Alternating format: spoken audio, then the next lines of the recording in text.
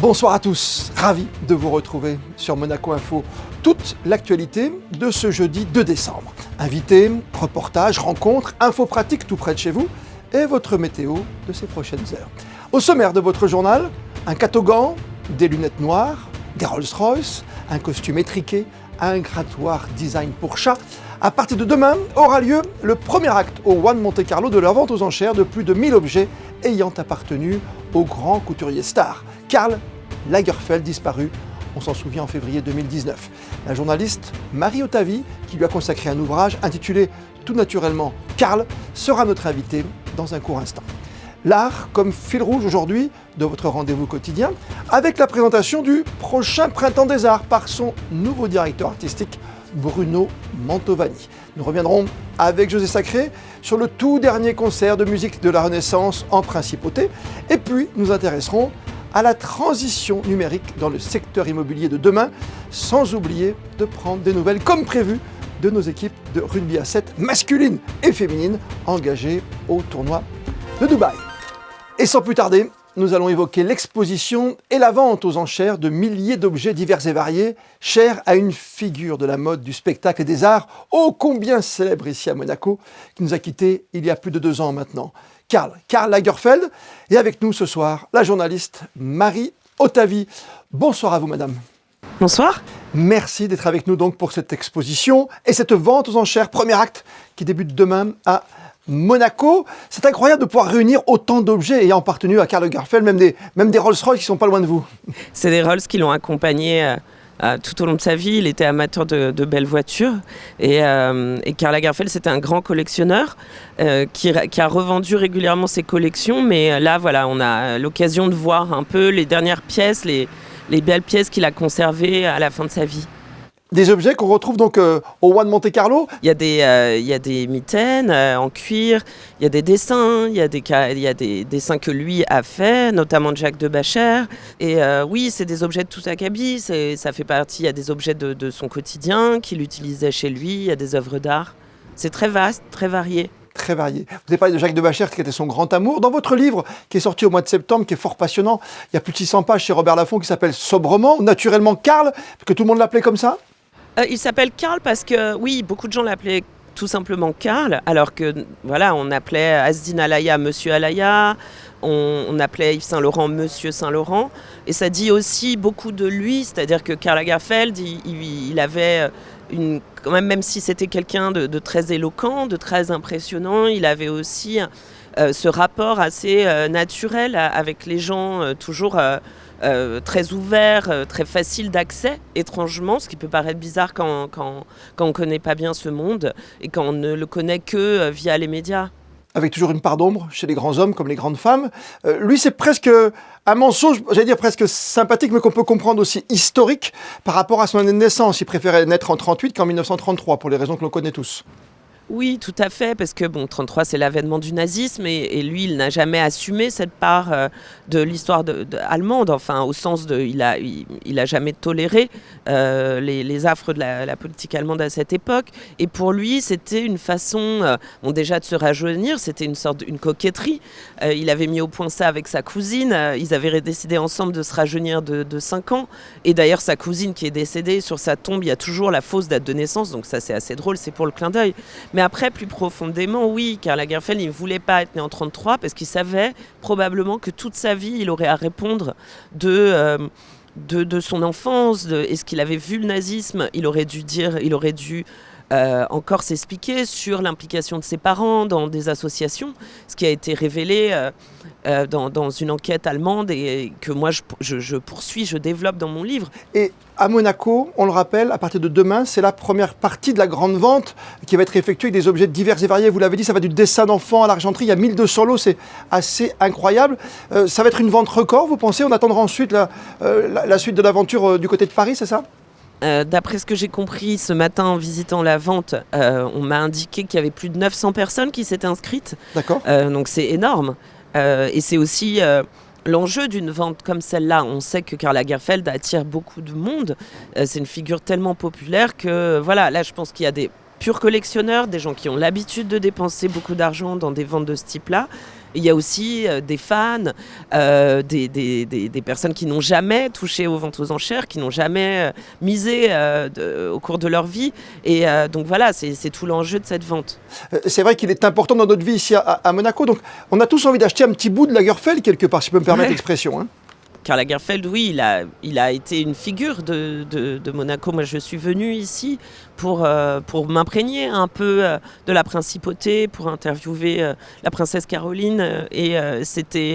Oui, j'ai réalisé à quel point c'était une figure notable et je pense qu'il restera ici. Il laissera un souvenir assez longtemps au Monégasque. Karl, aux éditions Robert Laffont, c'est avec vous.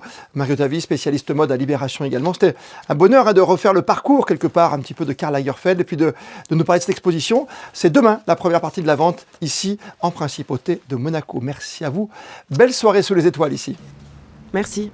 Votre premier point info avec Julia Vial ce soir et l'esprit de Noël en ce début décembre déjà là et bien là et c'est tant mieux. Avec un très beau moment de joie et de convivialité sur le port de Monaco. Bonsoir Julia. Bonsoir Christophe, bonsoir à toutes et à tous. Le sapin de plus de 8 mètres qui trône au centre du village de Noël a été mis en lumière en présence de la princesse Stéphanie, présidente de l'association Fightheads. Plus qu'un élément décoratif, cet arbre de Noël permet de faire une action solidaire à l'approche des fêtes avec l'opération Une lumière pour Noël organisée par la Croix-Rouge monégasque. Elle a pour but de récolter des fonds afin de venir en aide aux personnes démunies et isolées pendant la période des fêtes de fin d'année. L'action solidaire aura lieu du vendredi 3 décembre au dimanche 2 janvier 2022 et vous permettra d'acheter des boules de Noël et des biscuits spécialement créés pour l'événement. Ils seront à retrouver sur le stand du pavillon Dubaï dans le village de Noël, ainsi qu'au siège de Fightheads Monaco et de la Croix-Rouge monégasque. Une jolie façon, Christophe, de se faire plaisir en aidant les personnes dans le besoin. Laurent Anselmi, reçu hier au Vatican. Le conseiller de gouvernement, ministre des Relations extérieures et de la coopération, a été reçu par le secrétaire d'État du pape François. Ces derniers se sont une nouvelle fois félicités de l'excellence des relations bilatérales entre le Saint-Siège et la Principauté. Ces échanges ont mis en évidence les convergences entre les deux États sur des sujets divers, touchant notamment à l'éthique abordée sous l'angle de la morale chrétienne, à l'environnement, à l'éducation ou encore au soutien aux personnes vulnérables. Et Purus, une toute nouvelle statue vient d'être installée sur la jetée Luciana. Cette sculpture en bronze réalisée par Sassona Norton veut lutter contre le dopage dans le milieu sportif. Son nom Epurus est d'ailleurs inspiré par la devise olympique Citius Altius Fortius qui signifie plus vite, plus haut, plus fort. Cette œuvre a été réalisée pour honorer le professeur Arne Lundqvist, d'origine suisse. L'ancien champion national de saut en hauteur a aujourd'hui 90 ans et il a consacré toute sa vie pour lutter contre le dopage dans le sport. Sensible à cette thématique, le prince Albert II était présent ce matin lors de l'inauguration de cette sculpture qui trône désormais fièrement sur la jetée Luciana. La principauté a opéré une transition numérique qui s'est encore accélérée ces derniers mois, comme dans le domaine de l'immobilier, filière d'excellence il en est ici en principauté, où ces nouvelles technologies vont permettre, c'est clair, une croissance accrue dans ce secteur, comme l'ont constaté les participants à cette toute dernière réunion de Protech, à laquelle ont assisté pour Monaco Info Alexandra Pagny, Sébastien Gris et Alexandra Paolini. La révolution numérique touche tous les secteurs, celui de l'immobilier majeur ici en Principauté. Il représente plus de 20% du PIB monégasque. Les nouvelles technologies permettent une nouvelle conception et gestion de ces métiers. Monaco est un terrain de jeu idéal pour ce qu'on appelle dorénavant les PropTech, un terme très récent qui englobe les startups fournissant les produits innovants technologiques pour les marchés immobiliers, dans les domaines de la commercialisation, la construction, les bâtiments, mais aussi la ville de demain. Le numérique modifie profondément l'ensemble de la chaîne de valeur de l'immobilier. Il modifie la manière dont on conçoit un immeuble, dont on le construit, dont on le finance, dont on y vit, dont on le maintient. Donc que ce soit avec le BIM, la conception numérique, que ce soit le financement participatif ou d'autres manières de financer, que ce soit de la maintenance par drone, que ce soit des foncières numériques, que ce soit des capacités de financement pour des bouts d'appartements. Il y a plein de façons aujourd'hui de faire de l'immobilier différemment. Et accueillir les entreprises innovantes du numérique qui pourront travailler avec nos groupes, nos leaders, pour créer un écosystème vertueux. Cadran solaire, bâtiments intelligents, la transition énergétique utilise d'ores et déjà les nouvelles technologies pour améliorer nos immeubles. L'intelligence artificielle, le e-commerce doivent encore être développés pour permettre à Monaco d'être un modèle en la matière. Monaco est une cité-État qui reçoit énormément de personnes de l'étranger, de personnes très instruites, qui sont au courant des dernières technologies. Nous devons être à la pointe des dernières technologies. Lorsque l'on parle de Singapour de l'Europe, pour connaître très très bien Singapour, nous devons être les Singapour de l'Europe.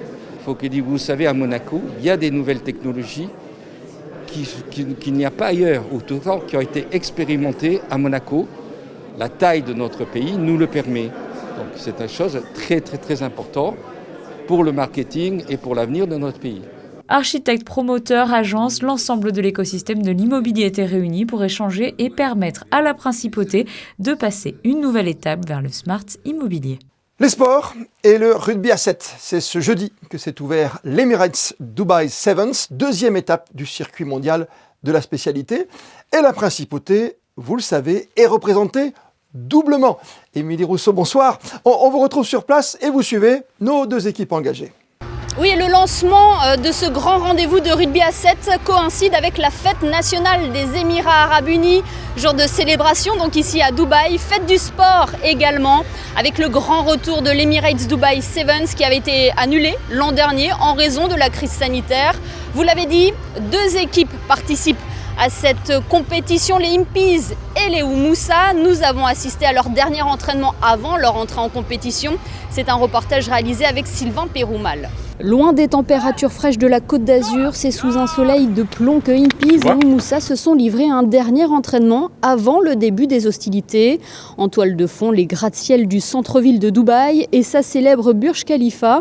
La concentration est optimale tant l'enjeu est grand. I feel very excited, at the same time very nervous. We put this team together 4 years ago, the MPs, and I'm sure with the guys that we will make something happen. They put a lot of time and effort into it. Considering the COVID, it's put a lot of pressure on us.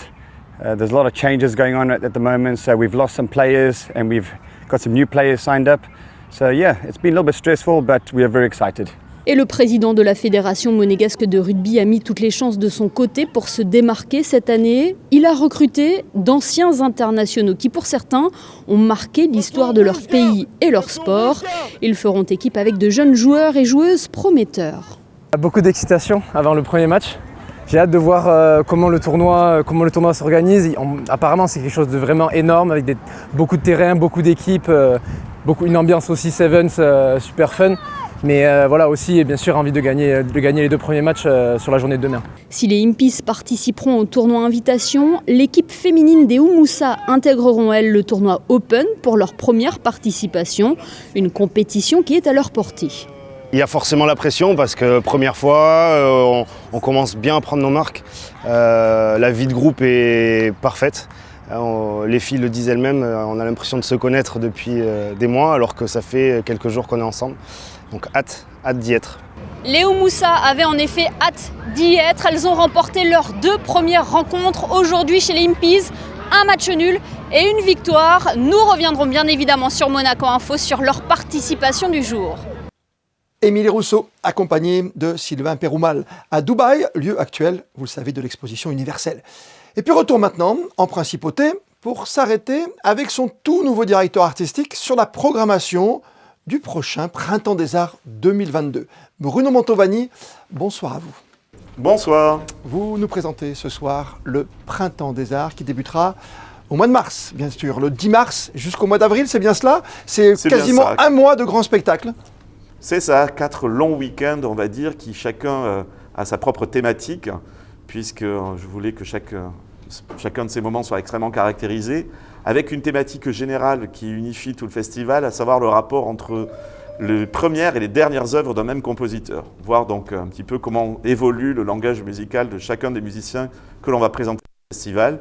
Et aussi pour chacun des week-ends, une caractérisation forte, par exemple des portraits d'interprètes qui me tiennent à cœur, comme Jean-Yves Flambavouzet, le pianiste, ou le Quatuor Voce. C'est pour cela que vous commencez par un spectacle qui s'appelle « Ma fin, mon commencement ». C'est ça, c'est la fin d'une époque, le début d'une autre. Je parle évidemment de ce qu'on vient de vivre avec la pandémie et de ce nouveau monde que l'on nous promet. Et puis, comme c'était mon arrivée après 19 ans de magnifique directorat de mon ami Marc Monet, eh bien, c'est un nouveau type de commencement, même si je m'inscris totalement dans la continuité de ce qu'il a pu créer par sa présence à Monte-Carlo. Vous êtes compositeur, chef d'orchestre, vous jouerez quelques soirs, vous ferez quelques afters, j'ai bien vu dans le programme également, et vous invitez de grands noms aussi à venir nous rejoindre ici en Principauté de Monaco. Oui, on veut aussi que ce festival soit extrêmement convivial, ça doit être à la fois un moment qui nous élève, qui nous permet de découvrir, qui nous permet de nous porter, mais aussi des moments finalement très simples, très évidents, donc avec ces afters où le public pourra échanger quelques mots, boire un verre avec les artistes. Et puis, outre les afters, il y aura des before, c'est-à-dire des moments où on va expliquer les œuvres qu'on va entendre, évoquer des thématiques avec énormément de conférences, de tables rondes qui vont être les écrins à l'intérieur desquels la musique pourra se déployer librement. Et des écrins différents à chaque fois, hein, puisqu'on peut débuter par exemple par une église, on peut terminer par le Forum Grimaldi, on peut passer par le Riva, on passe un peu partout dans les lieux de Monaco, les lieux sacrés presque. C'est bien ça, parce que Monte-Carlo recèle des trésors d'endroits pour écouter de la musique, qui sont pour certains faits pour, mais pour d'autres totalement réinvestis, on va dire, oui, comme le tunnel Riva. Et en effet, je pense qu'écouter une œuvre dans un contexte et dans un autre, c'est donner deux éclairages différents à la même matière. Donc l'idée, c'était aussi de diversifier les lieux où on allait proposer au public de venir écouter de la musique. Oui, pas uniquement un théâtre justement habituel ou un grand palais. Qu'est-ce qui vous a le plus plu quand vous avez signé ici à Monaco? Qu'est-ce qui vous a attiré le plus? C'était la renommée, c'est de savoir que vous pouvez travailler avec d'autres métiers. Je sais que vous êtes passionné, par exemple, que ce soit par des cuisiniers ou des chorégraphes comme Jean-Christophe Maillot. C'est vrai qu'une telle concentration d'excellence institutionnelle dans un si petit territoire est quelque chose qui, pour un artiste et pour un programmateur, est déjà extrêmement motivant. Et puis cette possibilité aussi d'être extrêmement libre. Je crois que la princesse de Hanovre tient vraiment à que, à la fois, ses programmations soient très, j'allais dire, très pointues, très elle est toujours à l'écoute, oui, bien sûr. Et en même temps, je crois qu'elle tenait énormément à que je me sente tout à fait libre de programmer ce que j'avais envie de programmer. Donc cet équilibre entre une recherche d'excellence et en même temps un côté peut-être plus ludique, plus léger, correspond tout à fait à ma façon d'être. Qu'est-ce que vous allez chercher en plus quand vous rencontrez un écrivain ou un cuisinier, par exemple, par rapport à la musique? Je sais que ça vous passionne, ces genres de rencontres un peu différentes, ce partage. Oui, puis j'ai envie de voir si on parle la même langue. C'est très étonnant, mais il arrive que je me sente plus proche d'un vigneron quand il travaille la matière qu'il vient de récolter en septembre, ou d'un cuisinier qui travaille un carré de veau, que d'un autre compositeur. Parce que finalement, on a une approche assez similaire de la matière. On hérite d'un produit, on essaie de le transformer, comme on hérite d'une idée musicale qu'on essaie de transformer. Et j'ai aussi ce rapport avec des architectes, par exemple, qui sont des gens qui m'apportent énormément. Donc, s'il s'agit d'un festival de musique, mais c'est un printemps des arts, donc les autres arts doivent illustrer la musique. La danse, les expositions, bien sûr, avec une grande place laissée à l'Arménie cette année. Voilà, un portrait de la musique dans ce pays martyr, pays qui a vécu des siècles entiers de lutte, mais pays où il y a toujours cette intelligentsia artistique très forte, cette énergie, cette puissance, et pays qui va aussi nous fournir, par l'intermédiaire de Sergueï Paradjanov, toute l'identité visuelle du festival, tout ce qui est documents de communication par exemple. Votre seule angoisse finalement, c'est comme nous tous aujourd'hui, c'est savoir ce qui va se passer avec la Covid, avec cette 5e vague qui est en cours. Vous avez déjà pensé à des concerts malheureusement masqués ou différents, avec un peu moins de monde peut-être? Écoutez, si on commence déjà à intégrer la peur dans la programmation, on ne fera rien. Donc moi, je fais comme si la 3e vague de vaccination aura enfin la tête de ce méchant virus, et je fonce dans mon utopie. La réalité nous rattrapera peut-être, mais on a tout le temps de réagir à elle et de ne pas l'intégrer. Vivre en intégrant la peur, c'est déjà se brider finalement. Merci en tout cas, Bruno Mantovani. Je souhaite plein de choses, que c'est une grande première pour vous, même si vous connaissez toutes les coulisses, toutes les arcanes évidemment de ce Printemps des Arts, mais c'est votre grande première en tant que directeur artistique. Bon travail, bonne préparation et rendez-vous au mois de mars. Merci infiniment, au revoir. Et avant le printemps, la musique est partout en Principauté. José Sacré a assisté au dernier concert en date à la chapelle de la Miséricorde. L'ensemble Clément Jeannequin interprétait, José, l'une des œuvres de Josquin des Prés.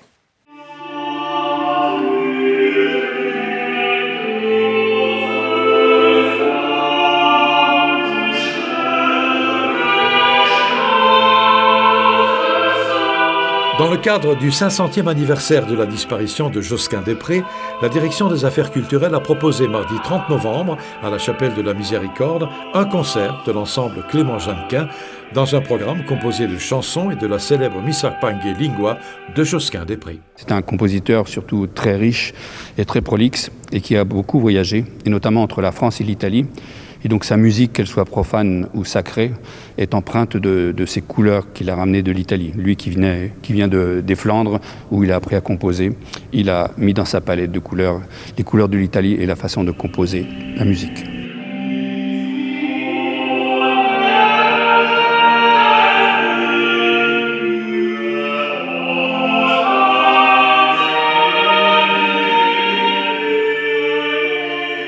Donc c'est une musique très riche et à la fois, c'est comme beaucoup de compositeurs, de peintres ou d'artistes en tout genre, qui à la fin de leur vie se dépouillent du luxe de la polyphonie surtout.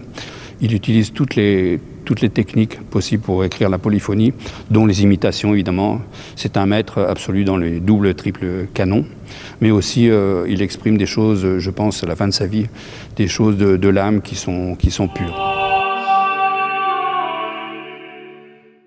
Et l'on vous retrouve, Julia, pour les dernières infos, avec le beau succès hier soir des Monégasques en Ligue 1 en terre angevine. Un succès qui fait un bien fou, Christophe. Après une longue attente, l'AS Monaco a ramené 3 points de son déplacement à Angers. Score final 3-1 grâce à une équipe remaniée avec 5 changements par rapport à la dernière rencontre. Les modifications effectuées ont donc porté leurs fruits et permettent à Monaco d'être à la 7e place du classement général. Mais pas vraiment le temps de célébrer cette victoire pour les Monégasques, Christophe, puisque le FC Metz se présentera au Stade Louis II ce dimanche à 15h pour la 17e journée de l'élite. Il faut donc déjà se remettre au travail. Lieu de mémoire, la maison d'Émile Zola et le musée Alfred Dreyfus. Ce sont les grands thèmes d'une conférence annoncée pour lundi prochain en Principauté. Cette conférence organisée par l'association monégasque pour la connaissance des arts intervient dans le cadre des célébrations du centenaire du prince Albert Ier pour la saison 2021-2022 et elle aura lieu le lundi 6 décembre, vous l'avez dit, à 18h30 au Théâtre des Variétés sur présentation d'un pass sanitaire et d'une pièce d'identité. Seront évoquées la restauration de la maison d'Émile Zola à Médan et le rôle primordial qu'a tenu le prince Albert Ier de Monaco dans le camp des Dreyfusards. Je vous rappelle que l'association monégasque pour la connaissance des arts organise chaque année des colloques internationaux d'octobre à janvier pour faire la promotion des arts anciens, modernes et contemporains. On a parlé il y a un instant du Printemps des Arts, Julia, du concert à la Chapelle de la Miséricorde. Vendredi, samedi, encore des grands rendez-vous, 3 grands rendez-vous musicaux pour ce week-end.